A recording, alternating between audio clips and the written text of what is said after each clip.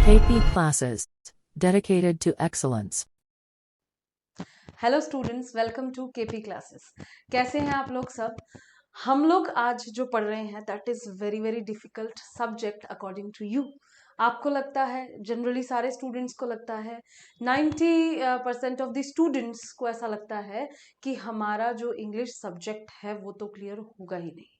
ठीक है, तो उसी के लिए हम लोगों ने आज ग्रामर की क्लासेस स्टार्ट की हैं और बहुत सारे क्वेश्चन पेपर्स को भी सॉल्व करेंगे हम लोग। लेकिन इससे पहले सबसे पहली इंपॉर्टेंट चीज ये है कि व्हाट इज इंग्लिश, इंग्लिश क्या होती है और उसे कैसे पढ़ना चाहिए, what is the right way to study English subject. तो इसके बारे में हम लोग बात करेंगे। ठीक है, सबसे पहले तो फॉर एग्जांपल जैसे सब्जेक्ट्स हैं, साइंस है, मैथमेटिक्स है, तो आप लोग इंग्लिश को भी एक सब्जेक्ट कंसिडर करते हैं और ऐसे सोचते हैं कि जैसे इंग्लिश में एक मैथमेटिक्स में एक फॉर्मूला होता है, जैसे फॉर सिंपल इंटरेस्ट इमेजिन, तो सिंपल इंटरेस्ट के लिए there is a simple formula PRT upon 100 और आप उसमें वैल्यू को पुट करते हैं और उसका आंसर आपको मिल जाता है और यही आप एक्सपेक्ट करते हैं विद द इंग्लिश ऑल्सो। लेकिन एक डिफरेंस को समझना जरूरी है कि this is a language and that is a subject, है ना। लैंग्वेज में और सब्जेक्ट में क्या डिफरेंस होता है? If we are talking about language, तो ये जो स्पीकर, जो बोलने वाला जो पर्सन होता है, उसके अकॉर्डिंगली ये वेरी करती है। You know that different people speak different type of sentences.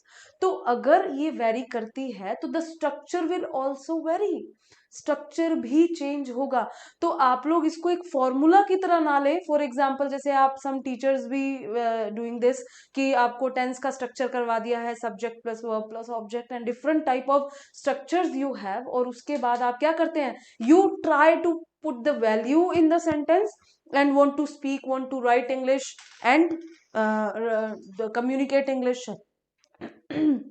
तो अगर आप ऐसा सोचते हैं तो ऐसा नहीं होगा। ठीक है, first you have to understand, चाहे आपका कोई भी एग्जाम है बेटा, कोई भी एग्जाम आप दे रहे हैं, चाहे आप किसी भी एग्जाम की प्रिपरेशन कर रहे हैं, चाहे आप सिंपल बुक पढ़ रहे हैं यानी नोवेल आप रीड कर रहे हैं, चाहे आप कोई पैसेज पढ़ना चाहते हैं, वट एवर यू वॉन्ट, हर चीज के लिए you need a proper understanding of English. और उसके लिए आपको क्या करना होगा, उसके लिए आपको प्रॉपर ग्रामेटिकल स्ट्रक्चर्स को समझना होगा, प्रॉपर स्ट्रक्चर्स को अंडरस्टैंड करना होगा, और उसी के लिए we are starting these classes और बहुत ही अच्छे लेवल से हम पढ़ेंगे। और साथ में ही आपको ये भी बताया जाएगा, देखो पढ़ते बहुत सारे स्टूडेंट डिफरेंट स्कूल्स में पढ़ा है, डिफरेंट इंस्टीट्यूशंस में पढ़ा है, डिफरेंट टीचर्स से पढ़ा है, लेकिन how to implement that knowledge in your examination, ये हम लोग मेजरली डिस्कस करेंगे। ठीक है, तो आज हम ग्रामर की क्लासेस स्टार्ट करते हैं। और हाँ, कंटिन्यूसली अगर आप क्लासेस देखते जाएंगे विद गुड सिंसियरिटी और बहुत ही अच्छे तरीके से रिवीजन करते जाएंगे तो डेफिनेटली आपका एग्जाम क्लियर होगा और बहुत ही अच्छे तरीके से आपकी इंग्लिश की जो स्पीकिंग है, राइटिंग है और रीडिंग है, ऑल विल इम्प्रूव। ठीक है, लेकिन उसके लिए आपको कुछ चीजों का ध्यान रखना है, वो ये है कि थोड़ा सिंसियरिटी से लें ऑनलाइन क्लासेस को। जनरली स्टूडेंट्स थोड़ा सा लीनियंसी दिखाते हैं ऑनलाइन क्लासेस के अंदर, तो थोड़ा सा इसको सीरियसली लें और अपने साथ कोई रफ नोटबुक और समथिंग जिसमें आप नोट कर सके चीजें, उनको आपने साथ में लेके बैठना है। तो हम लोग आज स्टार्ट करते हैं हमारा वेरी फर्स्ट टॉपिक, और थोड़ा सा ध्यान से कनेक्ट करना है सारी चीजों को। ठीक है, और ये सीरीज ऑफ लेक्चर्स जो है उनके अंदर आपको सारी चीजें अवेलेबल होंगी और क्वेश्चंस में इम्प्लीमेंटेशन भी हम करेंगे। तो let's start with the topic. हमारा जो आज का टॉपिक है that is parts of speech. बहुत बार आपने ये टॉपिक पढ़ा है, बहुत बुक्स में पढ़ा है, लेकिन एक्चुअली जब आप एग्जामिनेशन की बात करते हैं तो they don't ask you the definition बेटा। आपसे डेफिनेशन नहीं पूछेंगे वो कि what is noun, what is pronoun, what is adjective, what is adverb.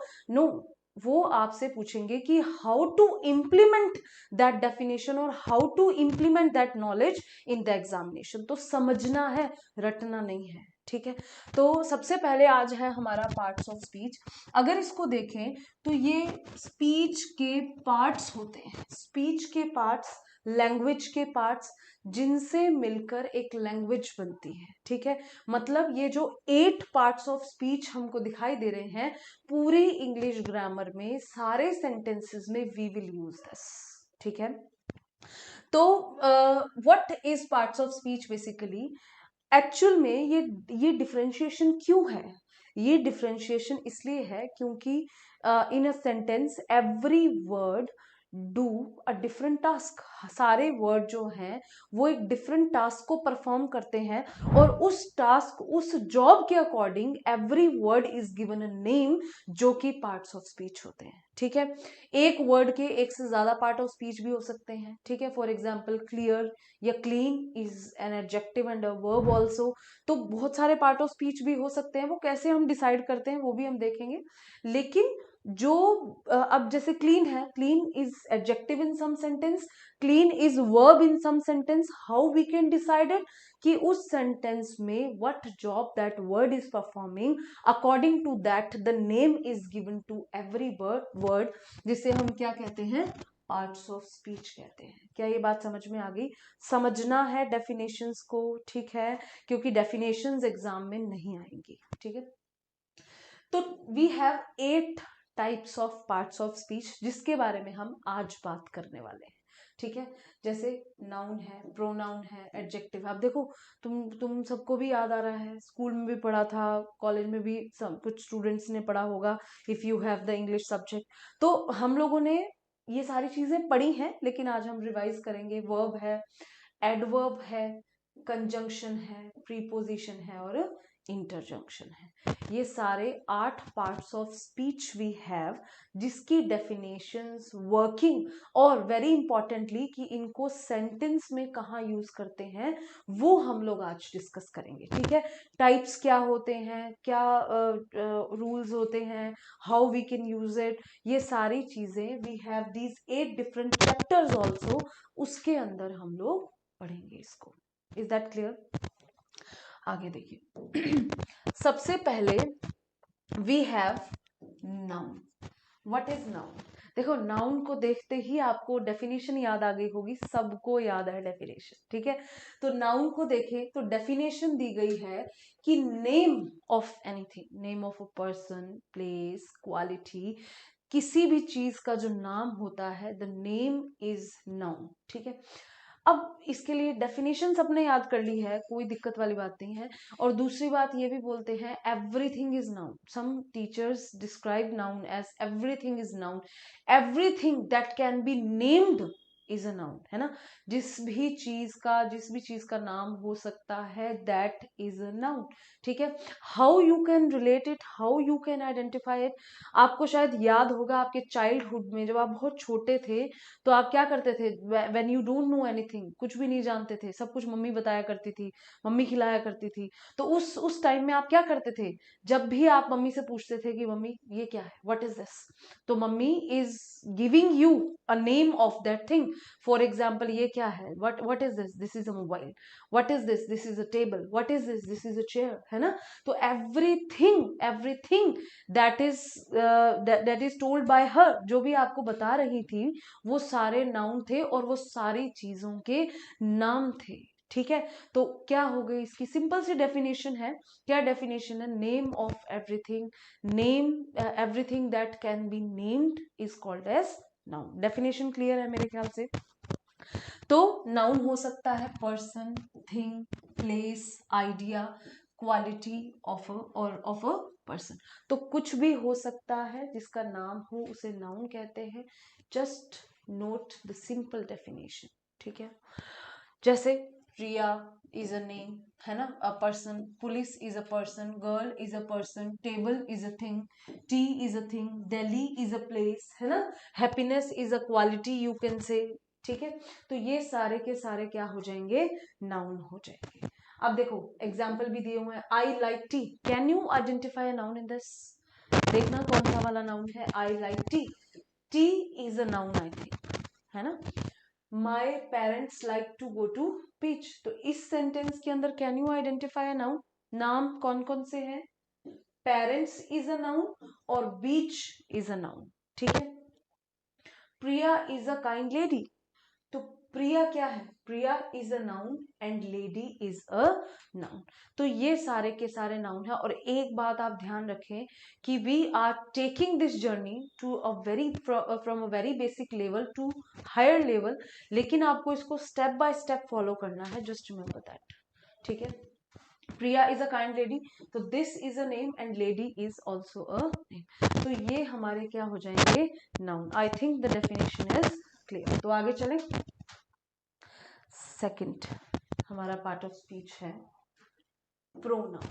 What is pronoun? Let me know what is pronoun. वैसे एज द नेम सजेस्ट, देखो English में सबसे इंपॉर्टेंट बात यह है कि if you want to know the job the work of that word, तो आपको नेम से ही पता चल जाएगा, ठीक है। जैसा नाम वैसा काम, इसको ऐसा भी कह सकते हैं। तो this basically is related to what? Related to noun. तो क्या करता होगा ये? वैसे if we talk about pro, what is the meaning of pro? in the place of, in the place of, है ना। तो बिल्कुल सिंपल सी डेफिनेशन है, a word which is used in the place of noun, उसे क्या कहेंगे? Pronoun. Noun के place पर जो वर्ड यूज होता है उसे क्या कहते हैं? प्रोनाउन। वैसे हम यूज क्यों करते हैं? Why the language is updated, पहले नाउन को यूज किया फिर प्रोनाउन को यूज किया, वाई सो? कभी सोचा नहीं है? सीधा याद कर लिया, एग्जाम्पल याद कर लिए, टाइप्स याद कर लिए, दैट्स इट। इससे ज्यादा इंग्लिश में होता ही क्या है ना। तो प्रोनाउन होता क्या है? सबसे पहले जब हम लैंग्वेज को हमने यूज करना शुरू किया, when we started using the language English या हिंदी, कोई भी लैंग्वेज अगर अपन बात करते हैं, फॉर एग्जाम्पल अंकित है कोई, ठीक है। अगर मैं बोलूं कि Ankit is a good boy, Ankit is a very intelligent boy, Ankit is a student of KP classes, है ना। तो इन 3 सेंटेंसेस के अंदर हम एक ही स्टूडेंट की बात कर रहे हैं, एक ही पर्सन की बात कर रहे हैं, वो कौन है? अंकित है, ठीक है। अगर हम बात करें अंकित की, तो इसके अंदर हमने again and again we are using the same word. तो अगर हमने लैंग्वेज को देखा कि इस तरीके से वर्ड इज रिपीटेटिवली यूज्ड, जब हम ऐसा देख रहे थे तो ये क्या है? थोड़ी सी इरिटेशन क्रिएट करता है, repetition of a single word again and again. तो हमने क्या किया, उस अंकित की जगह पे when we are using Ankit in the next time, we will use another word instead of Ankit. हमने क्या किया? Ankit is a very good student, he is a very intelligent student, he is the student of KP classes, है ना। तो he is a word that is used in the place of Ankit, in the place of noun, what we can call it? Definitely pronoun, ठीक है। अपने मन से भी पूछा करो क्या पढ़ रहे हैं, है ना। और बीच में जो आप इधर उधर एक्टिविटी करते हैं ऑनलाइन क्लासेस के टाइम पे, जस्ट डोंट डू दैट। इतना ही कॉन्सेंट्रेशन रखें like you are taking offline classes, ठीक है। तो in when a word is used in the place of noun, तो उसे क्या कहेंगे आप? प्रोनाउन कहेंगे। डेफिनेशन आपको दी गई है, एग्जाम्पल भी दिए गए हैं। देखो ये सारे के सारे हमारे पास चैप्टर्स भी हैं, ठीक है। For example, he wants to marry her, can you identify pronoun here? He wants to marry her, अब इसके अंदर he is a pronoun, her is a pronoun, ठीक है। they are my friends, तो my is a pronoun, ठीक है। और ज्यादा क्लियर जो आइडेंटिफिकेशन है वो जब हम चैप्टर्स को करेंगे, then we will discuss more, ठीक है। आज सिर्फ डेफिनेशंस, और डेफिनेशंस का भी आपको ये देखना है कि ये वर्ड्स, ये जो वर्ड्स हैं वो क्या काम परफॉर्म कर रहे हैं सेंटेंसेस के अंदर, ठीक है। नेक्स्ट देखेंगे, next is adjective. What is adjective? बताएं, व्हाट इज एडजेक्टिव? देखो एडजेक्टिव जो है ना, वो क्वालिटीज को डिफाइन करता है। क्वालिटीज किसकी? For which word? अगर इसको देखें तो एडजेक्टिव डिस्क्राइब्स और मॉडिफाइज और gives more information about noun or a pronoun. That directly means that the adjective is used only for what? Only for noun or pronoun. ठीक है, तो adjective is used to describe, you can say, modify, gives more information for what? Noun or pronoun. For example, bad, intelligent, clean, dirty, small, ये सारे के सारे क्या है? Adjective. ठीक है, सबसे important बात कि if we are talking about words, है ना, तो अगर बात करें सेंटेंस की, तो every time we have a definition for sentence कि जो meaningful order of words is called as sentence. There is a certain order of words when we use or we can say we make a sentence. उस case में हम क्या करेंगे? एक certain order follow किया जाता है. सर्टेन ऑर्डर का मीनिंग आप ये भी ले सकते हैं कि every word has a proper place. ठीक है, फॉर एग्जाम्पल आपसे पूछा गया error detection. In some examinations we have error detection questions. in some examinations we have sentence improvement, fill in the blank, है ना. तो in all the questions they are asking you the grammatical structure, the exact, they want to know that either you know the grammatical structure of sentences or don't know it. ठीक है, तो इसके अंदर सबसे पहले हम ये भी डिस्कस करेंगे कि वर्ड्स की वो प्रॉपर ऑर्डर क्या है, वर्ड्स का वो प्रॉपर प्लेस क्या है. तो अगर हम एडजेक्टिव की बात करें तो we can use adjective for two words. One is for noun and second is for pronoun. That means it has some specific place for noun और प्रोनाउन, है ना. कहीं भी तो नहीं लगा सकते ना आप इसको. सेंटेंस में मैं बोले मैम एडजेक्टिव लगाना है, कहीं भी लगा देंगे सेंटेंस में, ऐसा नहीं होता. वर्ड्स, अगर आप सेंटेंस की डेफिनेशन को देखेंगे तो a proper rearrangement, a proper arrangement of words is a sentence. That means every word has a proper place, जिसके बारे में भी हम बात करेंगे. ठीक है, जैसे अगर ये नाउन को क्वालिफाई करें या नाउन को मॉडिफाई करें, for example I have an expression a beautiful girl. Can you identify the adjective in this? I think everyone should know this कि यहाँ पे beautiful is an adjective, girl is a noun, और this, do you know this? इसको पहचानते हो? याद आया थोड़ा थोड़ा? This is article. ठीक है, it always comes with a noun. इसके बारे में भी हम डिस्कस करेंगे. तो this is a noun for this article. और again when an adjective is qualifying a noun, तो it has a place before noun. ठीक है, तो नाउन के पहले, before noun, it is used when an adjective is used to qualify a noun. तो this we can say the first place of adjective. What is that? Before noun. अब देखो, इससे दो चीजें क्लियर होती हैं. नंबर वन, कि अगर नाउन के पहले there is any other word instead of adjective, तो उसे सेंटेंस में एरर कहेंगे. ठीक है, एक सेकेंड क्वेश्चन भी सॉल्व होता है, that if we have a blank here, and the examiner is giving you the options to fill it up, तो आपको ये भी पता होगा कि this is the place of adjective, और यहाँ पे आपको क्या लगाना होगा? एडजेक्टिव को फिल करना होगा. तो हम ऑप्शंस में किसको सॉर्ट करेंगे? एडजेक्टिव को सॉर्ट करेंगे. अब आप बोलेंगे कि मैम हमें तो आइडेंटिफाई करना नहीं आता वर्ड्स को, मुझे तो पता ही नहीं है कि एडजेक्टिव कौन कौन से होते हैं. There are millions of words, और how I can sort out only the adjectives, है ना. तो that we will also discuss how to identify the words. It's just simple. ठीक है, तो ये क्या हो जाएगा? This is the place of adjective. तो we can say what we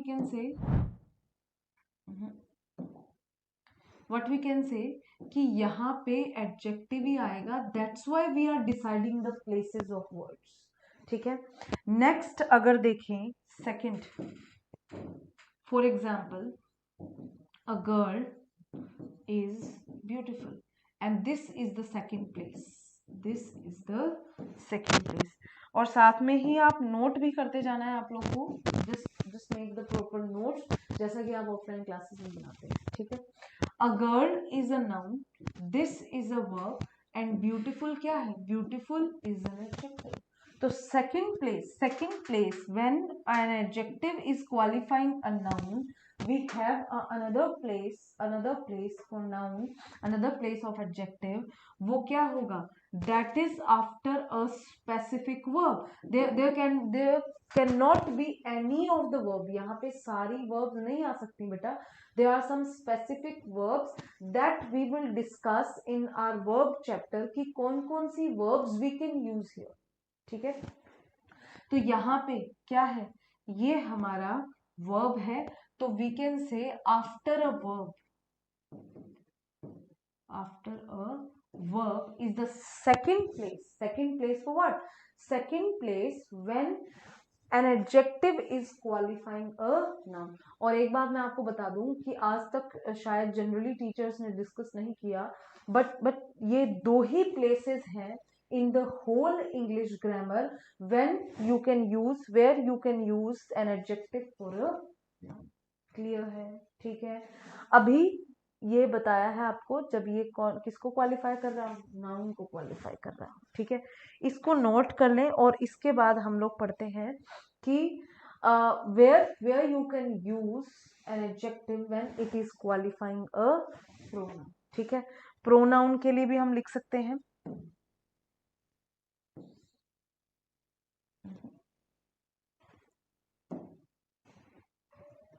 pronoun के लिए भी हम लिख सकते हैं,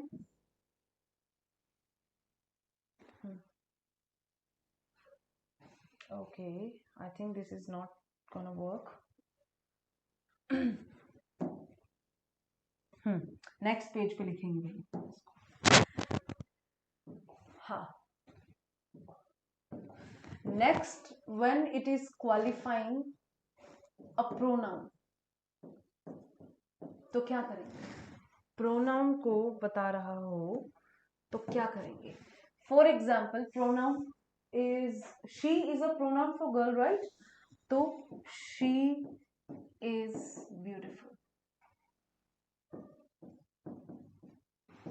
तो प्रोनाउन के लिए we have this as a pronoun, ये हमारी वर्ब है एंड दिस इज एडजेक्टिव। तो again we have a verb when an adjective is qualifying a pronoun, तो this will come after a verb, और ये कौन कौन सी verb है ये हम आगे डिस्कस करेंगे। and this gonna be the third place when for adjective, third place for adjective when an adjective is qualifying a pronoun after a verb, ठीक है, क्लियर है यहाँ तक। इसको नोट कर लिया हो तो अब आप मुझे बता दीजिए कि इन दीज सेंटेंसेस कौन कौन से एडजेक्टिव्स हैं, ठीक है। In this honest, this is a verb, right, and this is an adjective, ठीक है। In this you can see this expression here, or house is a noun in this sentence and large is what, large is an adjective, ठीक है। और इसमें देखें she has a beautiful car is a noun and beautiful is an adjective and this is an article, ठीक है। I think थोड़ी सी चीजें आपको क्लियर हुई होंगी, प्लेसेस कैसे आप प्लेसेस को आइडेंटिफाई करेंगे, ठीक है। तो ये हमारे एडजेक्टिव्स हैं, यहाँ तक क्लियर है सबको, आगे बढ़े। देखो नेक्स्ट देखें, वर्ब दिया गया है, व्हाट इज वर्ब, इतनी तो डेफिनेशंस याद ही होंगी ना आप लोगों को। और दूसरी बात, आप ये ना सोचें कि मुझे नहीं पता चल रहा है कि आप क्या कर रहे हैं, थोड़ा सा फोकस करें, रिजल्ट्स अपने आप आएंगे तो मुझे भी पता चलेगा कि किस किस ने क्लासेस ली थी और किस किस को समझ में आया है अच्छे से, ठीक है, just show some sincerity with this, ठीक है ना। देखो, what is verb? Verb is an action word, you can say, ठीक है, a word that describes an action or a state, and this is the definition of verb, है ना। लेकिन can you identify a verb in a sentence? For example, I am teaching you, so which is the verb in this sentence? Which is the verb? I think teach is the verb, teach is an action, पढ़ाना is an action, तो uh, that verb, that word that gives some action in the sentence, और he is going there, तो इसमें कौन सा है action? I think go, go, going, go, going is the continuous tense, ये हम आगे पढ़ेंगे, लेकिन इसमें वर्ब कौन सी है? Main verb is go here, है ना। तो गो हमारी मेन वर्ब होगी, a word that describes an action और अ स्टेट, उसे क्या कहेंगे? वर्ब कहेंगे। अब verb, we have two types of verb, one is what? Main verb, and second is auxiliary verb, and sometimes you call it a helping verb, ठीक है। कई बार स्टूडेंट्स इसे ऑक्सिलरी वर्ब कहते हैं, कई बार इसे हेल्पिंग वर्ब कहते हैं, नाम से कोई फर्क नहीं पड़ता, है ना। एग्जाम में ऐसा नहीं आएगा कि how many types of verb are there, और ऑक्सिलरी वर्ब कहोगे या helping verb, you have to understand that. अब ये बताएं कि what is the difference between helping verb and main verb, and how you segregate it, कैसे आप दोनों को सेग्रीगेट करेंगे। और ये तो आपको ध्यान रखना होगा कि ये जो जो जो सेग्रीगेशन दिया जा रहा है, ये है according to the work, according to the job that is done by these words in the sentence. ये तो क्लियर है, मैंने पहले ही आपको क्लियर कर दिया था, ठीक है। That means it has a certain functionality, certain job in the sentence. Tell me, what is work? We have two types of main verb and helping verb, ठीक है। What is helping verb? नाम से पता चलता है कि it helps something, है ना। For example, if somebody is a helping hand of ours, तो what he or she will do? He will do help for us. तो अगर help कर रहा है, that means सबसे important बात, there must be a main verb with every helping verb। ये तो बात समझ में आई कि अगर हेल्पिंग वर्ब है, माने हेल्प कर रही है, हेल्प किसकी करती है? It do help of main verb. अगर मेन वर्ब की हेल्प कर रही है, that means in every sentence if there is a helping verb exist in the sentence, तो there must be a main verb according to that helping verb, and that is the chapter, that is the concept on which our whole chapter tense is based, है ना। कभी सोचा नहीं होगा, लेकिन आपको ये पता होना चाहिए कि हेल्पिंग वर्ब और मेन वर्ब के कॉम्बिनेशन से ही सारे टेंसेस डिजाइन होते हैं, और पूरे टेंस के चैप्टर में we are just studying the combination of helping verb and main verb, ठीक है। तो whenever you just know कि this is the helping verb, तो आप उसके साथ ये भी देखेंगे कि which form of main verb can be used with this. Clear? Second is main verb. Main, that means main, hero वाला फीलिंग, है ना। तो main verb, what is main verb?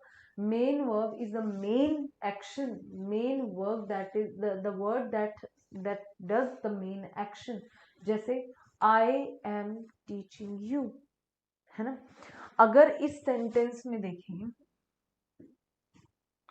ये कलर तो ज्यादा अच्छा नहीं लग रहा, I am teaching you। अगर आप इस सेंटेंस में देखें तो am is the helping verb and this is taking the fourth form, that means ing form of the main verb, and main verb is teach, to teach। the main action क्या है? main action is in the sentence, पढ़ाना is the main action, to teach is the main action, तो इसको हम क्या consider करेंगे? main verb। और इसको क्या कंसीडर करेंगे, हेल्पिंग वर्ब, ठीक है। तो the combination of helping verb और मेन वर्ब वो हम टेंस के चैप्टर में पढ़ेंगे। तो मेन वर्ब में आपको दिया है eat, sleep, play, laugh, sit, stand, speak, ये सारे मेन वर्ब्स है। और one main quality of main verb is कि every main verb has first form, second form, third form and fourth form. For example select is the main verb, ठीक है। Second form क्या होती है इसकी, selected होती है, there is a second form. Third form क्या होती है, सिलेक्टेड होती है। And what is the fourth form, selecting the ING form of the verb is the main verb की फोर्थ फॉर्म। तो इसकी फॉर्म्स है, every main verb has this quality, ठीक है। क्या हेल्पिंग वर्ब्स में ऐसा होता है, for example we are taking should, do we have any second form और third form for this, should की कभी सेकेंड फॉर्म देखी है क्या, बताओ।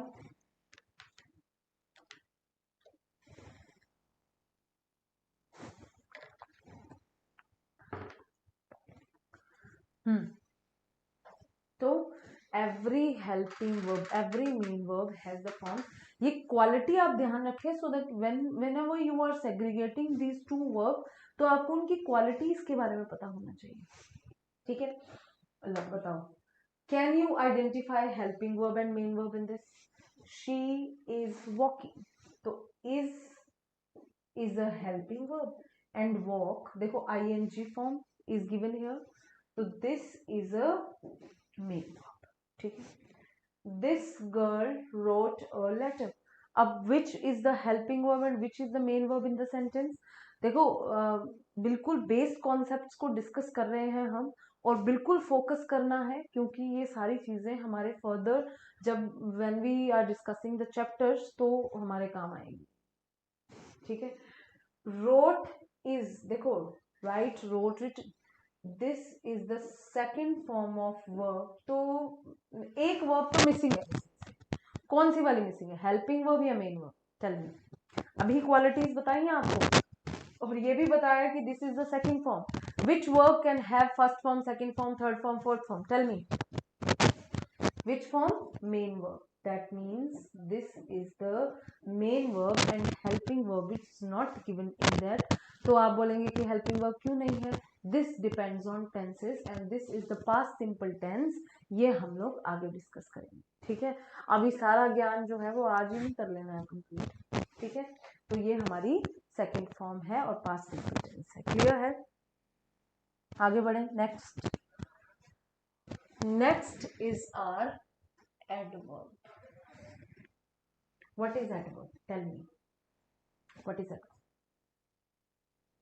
क्या होता है adverb। देखो adverb basically you can say कि दिस इज द वर्ड जिसकी डेफिनेशन थोड़ी सी डिफिकल्ट है, याद रखना, ठीक है। तो अपन इसको थोड़ा सा इजी वे में लर्न करते हैं। देखो in the word adverb the definition is given, actually for add you can write a word that is adjective, for verb हम लोग verb ही लिख सकते हैं, ठीक है। तो this is a word जो क्वालिफाई करता है, मॉडिफाई करता है, यू कैन से add more information to what, to first is adjective, second is verb and third is adverb itself, ठीक है। देखो जो काम adjective is doing for noun or pronoun, that work is done by adverb also, but for different words। और वो different words कौन कौन से हैं, adjective है, verb है and adverb itself। देखो कईयों को देखा होगा जो खुद की क्वालिटीज खुद ही बताते रहते हैं, तो this is that one person जो खुद की क्वालिटीज जो है वो खुद ही बता रहा है, खुद की क्वालिटीज को क्वालिफाई कर रहा है, खुद की क्वालिटी को बता रहा है, ठीक है। तो तीन चीजों की, है ना। एडवर्ब मॉडिफाइज और add something to the meaning of what, to verb, adjective and another adverb, ठीक है। तीनों को क्वालिफाई करेगा, तीनों की क्वालिटी बताता है, ठीक है। एग्जाम्पल्स दिए हुए येस्टरडे, येट, स्टिल, स्लोली। अब देखो कुछ स्टूडेंट्स क्या करते हैं, they are just memorising these examples also. क्या ऐसे आप एग्जाम क्रैक कर सकते हैं? इसको याद कर लिया, जो दिखता है उस चीज उसको याद कर लिया। अरे भाई, this is not a subject, आपको फॉर्मूला याद नहीं करना है। What you have to do, you have to memorise the concept. आपको कॉन्सेप्ट को समझना है बेटा, then we will implement it in the sentence, ठीक है। ये सारे एग्जाम्पल्स हैं। अब कोई भी हम मेरा जो सिंसियर स्टूडेंट है इसको रट्टा ना लगाए, ठीक है। अपन आगे समझेंगे कि how we can relate it. देखो जैसे अगर आप स्लोली की बात करें या वेरी की बात करें, तो very is an adjective and adverb also, है ना। दोनों की प्लेसेस के अकॉर्डिंग पता चलेगा और दोनों की चीजों के अकॉर्डिंग पता चलेगा कि क्या होगा, ठीक है। She is walking very slowly, इस सेंटेंस के अंदर आपको आइडेंटिफाई करना है, adverb. She is walking slowly, ये दिया गया, देखो शी इज वॉकिंग, वॉक कर रही है। मैंने कहा हाउ, कैसे, वर्ब से पूछा, है ना, that what is its quality, तो what is giving answer, slowly, ठीक है। तो a word which is adding more information to a verb, उसे आप क्या कहोगे, adverb. This is what, an adverb, ठीक है। She is very beautiful, now this is a pronoun and this is a verb and we have already discussed the place of the adjective, so this is an adjective, she is very beautiful। and beautiful कितनी कितनी beautiful है, very beautiful। ये क्या है, अब कौन कौन है बहुत ज्यादा ब्यूटीफुल, जो लेक्चर्स देख रहे हैं उनमें से, ये क्या है, क्वालिफाइंग और adding something to the meaning of an adjective, उसे क्या कहेंगे, एडवर्ब कहेंगे, ठीक है। तो इसमें इन दिस सेंटेंस ये जो एडवर्ब वेरी है ना, ध्यान से सुन लेना कि इसमें एडवर्ब वेरी है और किसको क्वालिफाई कर रहा है, क्वालिफाइंग एन एडजेक्टिव, ठीक है। फर्स्ट किसको क्वालिफाई कर रहा है, देखो इसमें एडवर्ब लिख दिया है,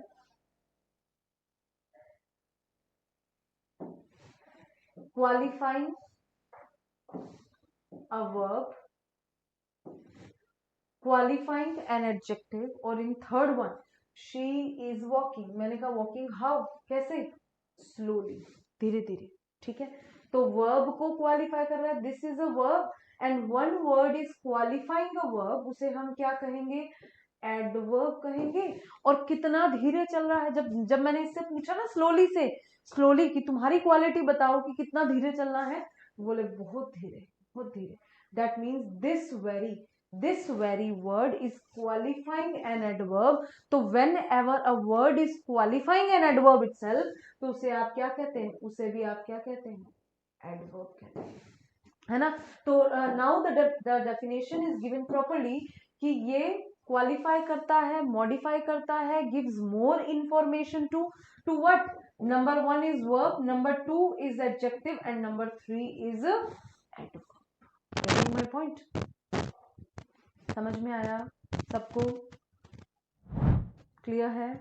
and this is a very important, you can say. अब देखो मान लो यहाँ पे वी हैव अ ब्लैंक, ठीक है। तो अगर यहाँ पे ब्लैंक होगा तो we have to fill that blank. तो अपने को ऑप्शन में क्या देखना होगा, ऑप्शन में we have to search the adverb only, है ना। या if you are comprehensing passage पढ़ रहे हैं या आपको समझना है, तो how you will relate the word to get the exact meaning of that, आपको समझ में कैसे आएगा, आपको वर्ड्स को रिलेट करना होगा। उसके लिए भी देखो, whether it is a passage, speaking English, reading English, writing English, spotting the error, synonym, antonym, what ever is the question, आपको उनके लिए पूरी ग्रामर को पढ़ना ही होगा, ठीक है। नेक्स्ट देखिए, नेक्स्ट इज कंजंक्शन, ठीक है। वैसे जंक्शन, जंक्ट जो होता है ना वर्ड, वो ज्वाइन करने के लिए होता है, ठीक है। और वैसे कॉन जो है ना, CON, कॉन का मतलब होता है टुगेदर, साथ जोड़ने के लिए। नाम से ही पता चल रहा है, नाम से ही पता चल रहा है कि साथ जोड़ने के लिए जो वर्ड यूज होता है उसे क्या कहते हैं, क्या कहते हैं? वेरी गुड, बताएं। कंजंक्शन कहते हैं, होता नाम रखा हुआ है। देखें, a word that join two words, sentences और क्लॉजेस इज कॉल्ड कंजंक्शन, ठीक है। दो वर्ड्स को, दो सेंटेंसेस को, दो क्लॉजेस को जो ज्वाइन करता है उसे क्या कहते हैं? उसे कहा जाता है कंजंक्शन, ठीक है।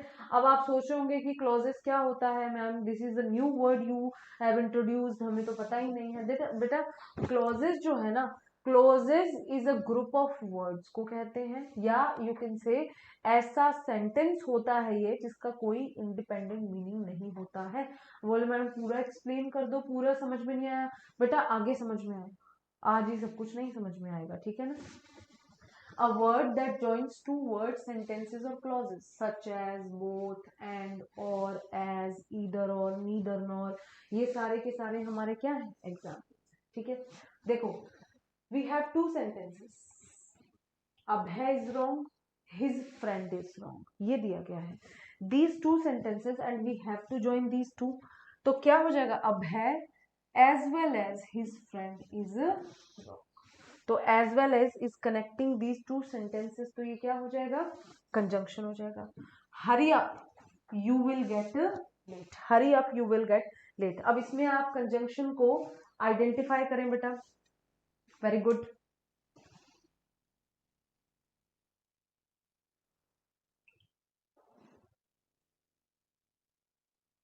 कंजंक्शन को आइडेंटिफाई करना है, जल्दी से बताएं।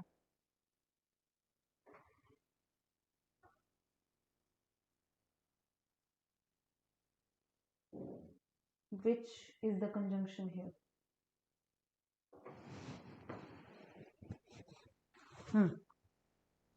देखो, एल्स, मेरे ख्याल से सारे इंटेलिजेंट स्टूडेंट्स ने इसको आइडेंटिफाई कर लिया होगा कि एल्स इज द कंजंक्शन, ठीक है। तो जो दो वर्ड्स को, दो सेंटेंसेस को, दो क्लॉजेस को जोड़ते हैं उसे क्या कहेंगे? कंजंक्शन कहेंगे। And this is the job given to that word, ठीक है।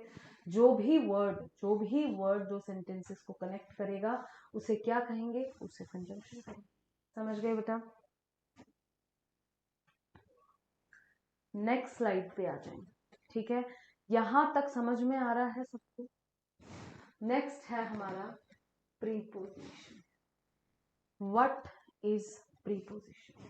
Just tell me. थोड़ा सा डेफिनेशंस तो आपको याद होंगी आई थिंक, ठीक है। What is preposition?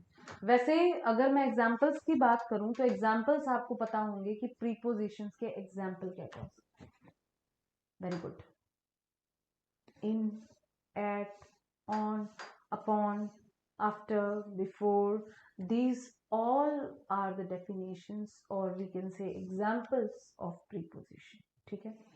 अब ये क्या क्या काम आता है? वैसे वेरी इंपॉर्टेंट थिंग जो इसके नाम में छुपी हुई है, this preposition is made up of two words, pre and position.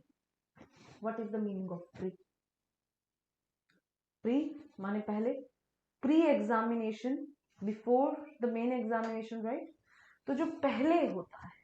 और पोजीशन की बात करें तो what is the meaning of position then? क्या होता है position? Position is place and pre is before.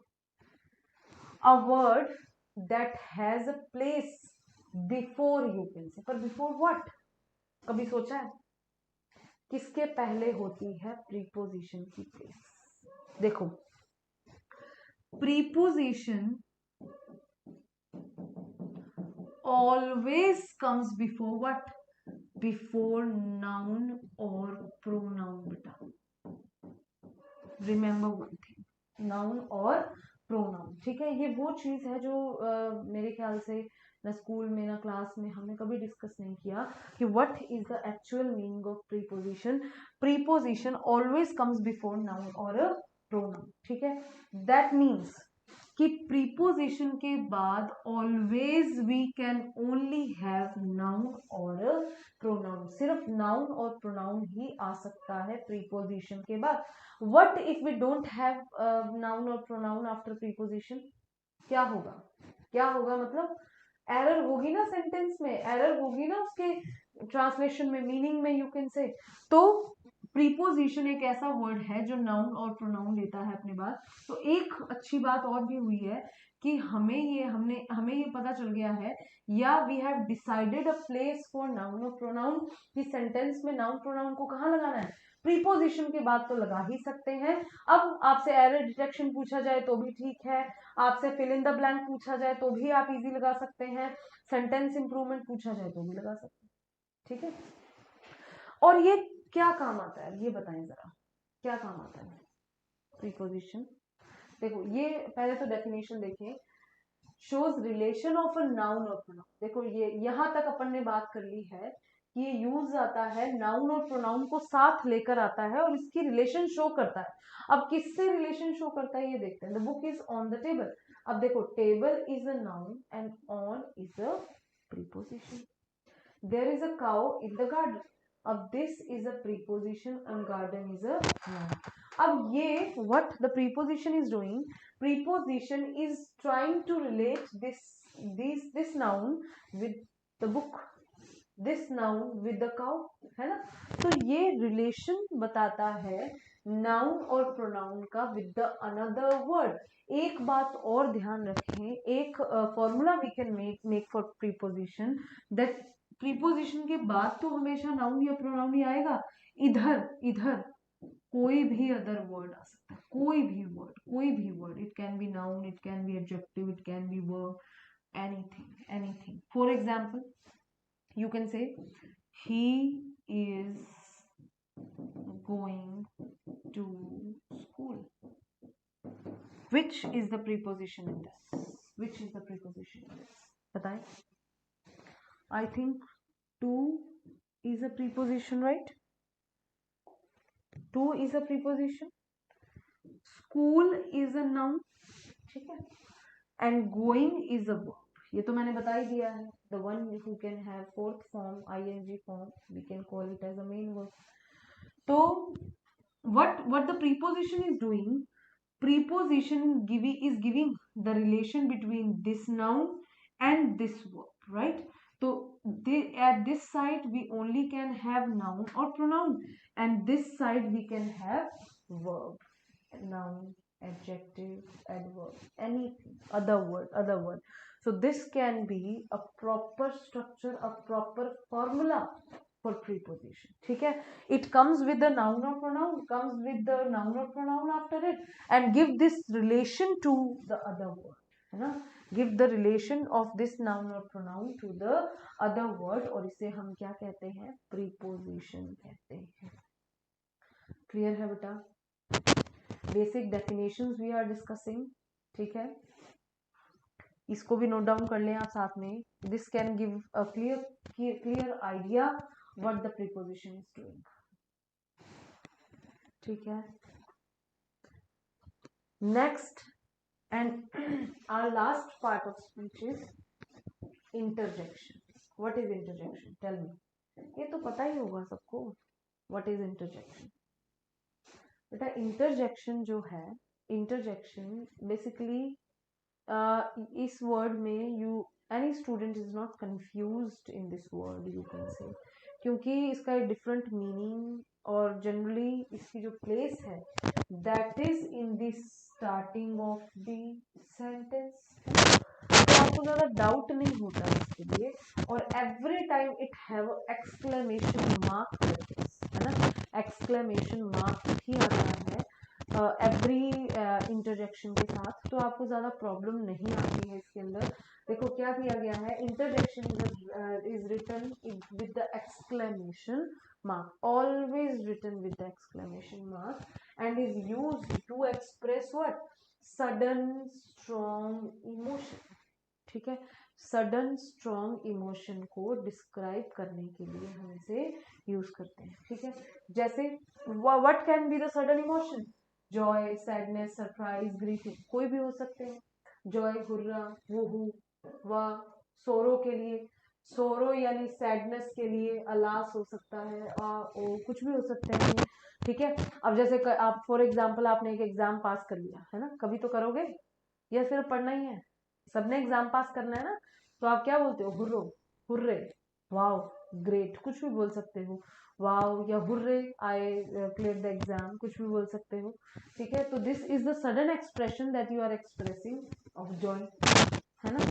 आपको सैडनेस हो या कुछ दुख की बात हो, एग्जाम में सिलेक्शन नहीं हुआ है ना, वैसे तो सबको हो जाएगा, सबका हो जाएगा, अगर थोड़ा सा पढ़ोगे तो फिर भी आपको मान लो किसी का नहीं हुआ, तो आप क्या बोलेंगे, अलास या ओ आई फेल द एग्जाम, कुछ भी बोल सकते हैं। तो ग्रीटिंग के लिए हेलो, हाय, लुक, लिसन बोला जाता है। सरप्राइज के लिए व्हाट और वाओ बोला जाता है, ठीक है। तो दीज आर द इंटरजेक्शंस, जैसे hurray, we won the match, oh it hurts, है ना, ये भी सडन इमोशन है। व्हाट अ प्लेजेंट सरप्राइज, तो ये हमारी सरप्राइज के लिए दिया गया है, ठीक है। इन वर्ड्स को आइडेंटिफाई करने में ज्यादा प्रॉब्लम नहीं आती, ठीक है, आप इजीली आइडेंटिफाई कर पाते हैं, और एक एक्सक्लेमेशन मार्क भी एंड में हमेशा होता है, ठीक है। तो दीज आर द डेफिनेशंस, और you can say the concept of these parts of speech, जिसमें हमने थोड़ी थोड़ी प्लेसेस को भी डिस्कस किया है, थोड़ा थोड़ा वर्ड्स के मीनिंग को भी डिस्कस किया है, और मैं आपको ये दोबारा बता रही हूँ कि आपको इसको मेमोराइज या रट्टा लगाने वाला कॉन्सेप्ट नहीं लगाना है। This is not a history, geography, culture जिसके फैक्ट आप याद कर लेंगे, ठीक है। Just try to understand this, ठीक है। अगर कोई भी वर्ड किसी नाउन और प्रोनाउन की क्वालिटी बता रहा होगा तो आप उसे एडजेक्टिव कहेंगे, this can be segregated as adjective. अगर कोई भी वर्ड जो है वो दो सेंटेंसेस को कनेक्ट कर रहा होगा तो you can call what, very good, conjunction, जिसने अच्छे से सुना उसको याद है, उसे कंजंक्शन कह सकते हैं आप, ठीक है। A word that is used in the place of noun, तो every time you can call it a pronoun. तो these are the working functionalities of every word. Try to understand this, है ना। जो चीज समझते हैं वो कभी भूलते नहीं है, तो आप याद ना करें, आप इसको समझने की कोशिश करें। फॉर एग्जाम्पल देखो, मूवी को आप एंजॉय करते हैं, देखते हैं, तो उसकी स्टोरी आपको याद रहती है, तो do with this also, to like that, जैसे आप समझते हैं, मूवी को एंजॉय करते हैं, just enjoy the language learning also, ठीक है। थोड़ा सा अच्छे से पढ़ें, खुश रहें। मिलते हैं नेक्स्ट लेक्चर में। नेक्स्ट लेक्चर में हम लोग पार्ट्स ऑफ स्पीच को ही डिस्कस करेंगे, और इसका रिवीजन करके आना। Thank you so much.